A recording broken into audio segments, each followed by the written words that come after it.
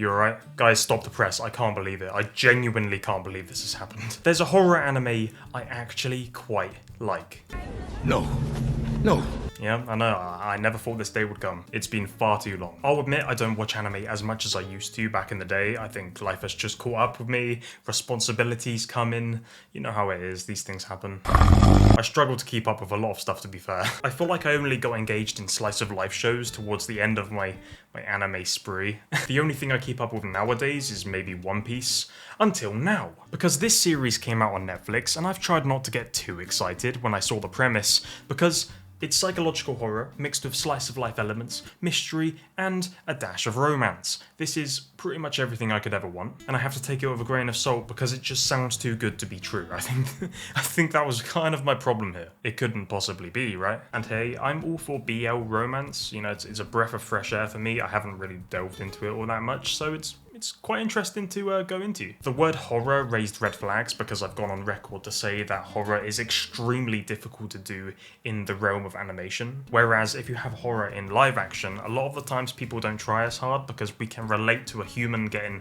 cut up to pieces, but when it's in the realm of animation, it's completely different. You have to turn to different means, and often it can be better if you choose to do so. Although horror is making a pretty spectacular comeback. The only horror anime I've actually seen work are the ones that blend with other genres, like psychological, or mystery, or whatever Shiki was. It was a great show. I really enjoyed it. And the fact of the matter is, horror is a surprisingly small niche in anime. It's a bit bigger in the manga world, but people definitely stray away from producing it as opposed to the shonens or the isekais we are just bombarded by these days, which maybe is a contributing factor as to why I kind of slowed down watching anime. It's definitely more of a risk to do, so I can definitely see why studios produce those specific things as opposed to horror. Also, the world of horror in manga, it can range from kind of low-key to absolutely mental. I mean, some of the stories you get are just they're pretty wild. So what made The Summer That Hikaru Died stand out as a show? And don't worry, I'm not going to spoil a thing. The story is all about a bond between two guys, Yoshiki and Hikaru. And Hikaru obviously perished. You kind of find that out through, you know, the title of the story. And the question is, why? What resides inside of Hikaru's body? You know, not counting Yoshiki.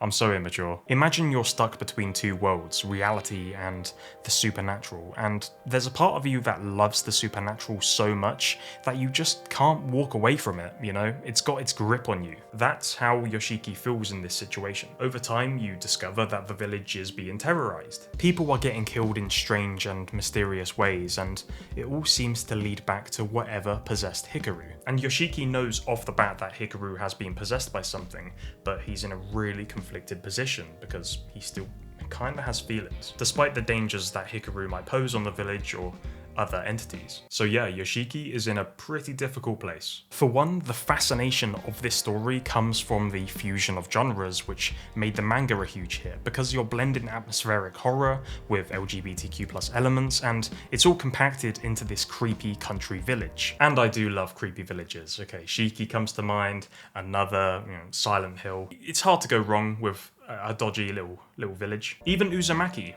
the manga, not the anime, because apparently no one seems to be able to animate that story. So the mangaka, the writer of the original story, is called Mokumokuren, and they came up with this story while studying for exams, basically sketching ideas that caught the eye of Kadokawa's editors on Twitter. And the author based the village on their grandmother's hometown in Mie Prefecture, which gives it that authentic, claustrophobic rural feel. It adds a nice personal touch. The manga's been a hit since 2021, and I'm annoyed I've only just found out about this through an anime announcement. It got nominated for an Eisner Award in 2024, so this has been a long time coming. I might struggle to pronounce this, but the director of the show, Ryohei Takashita, actually made a quote after reading the story for the first time, and just look at this. Even when I first read the manga, I was struck by a strong sense of eeriness.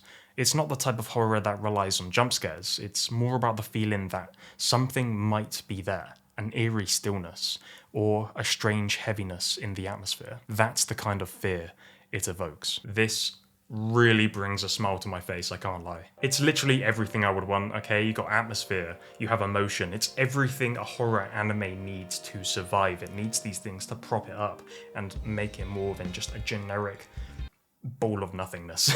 Also, the director worked on Jujutsu Kaisen, so even though he's still dealing with demonic entities, it's interesting that he now has to capture them in a completely different way. He's dealing with more intimacy and delicate emotions, and I have to respect how well he has adapted to this. I'm really impressed with the animation of this show. I think it looks gorgeous, and having these vibrant visuals contrasts really well with the creepy visuals. I mean, you get that juxtaposition, which you get so much control over when it comes to animation as opposed to live action, although you still need to be loyal to, you know, the roots of the original story. The body horror in this show is really visceral, and it's definitely helped by the fact that it's animated by Masanobu Hirioka, who also worked on Chainsaw Man, which couldn't get more body horror if it tried. The sound design is really great. It feels like a technical achievement, which is something that does sometimes make me wish we had this level of animation with older shows, but then again, I guess the older animation and the older style of those horror anime,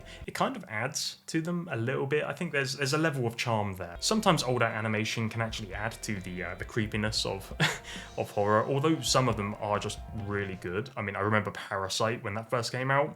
Mind-blowing. So far, I think the characters are really interesting. I'm hoping they get more fleshed out as the series continues, because it's not actually finished yet, or during the time I'm recording this video. It comes out every Saturday on Netflix, and every Saturday I'm sat there waiting. I haven't been this hooked on a show for a really long time. I just can't help it. I just love the theme of this story. It can be interpreted in so many different ways. For a lot of people, it can be about identity, which would absolutely resonate with the queer demographic. But it also talks about grief and belonging and loss. The fact that I can even say that the show has a message to give out already ticks off a massive box of mine, because I feel like if you have a show and it has nothing to say, you know, even with film, stories in general, if you have nothing to say to the audience and you just want it to be a gore fest, it's just not going to resonate. It's just not going to survive as long as it should, and this is something which I think has survivability, and I think it's a part of the fact that I keep coming back to the show because I want to see what happens. I want to see the characters grow. That's all to do with the theme, ultimately. I had to make this video. I had to talk about this show. It's so far up my alley. It's everything I would want, everything I would love from a horror anime, and the fact that it's given it to us maybe speaks to a brighter future for animation. Maybe they are going to incorporate more creative stories like this as opposed to the same stuff that's been pushed out recently. Maybe the industry will take on more avant-garde stories going forward, maybe some more creative art house stuff. We never know, you know? We never know. Or maybe we'll just stick with the same old stuff. Maybe I'm just going to be waiting for the next episode of I got reincarnated as a pot noodle and sent to the third dimension. I don't know. But I can absolutely recommend this show to anyone, even people who aren't a massive fan of horror. There's so many other elements to this. Thank you so much for watching this video. If you did enjoy, maybe consider subscribing, and take care.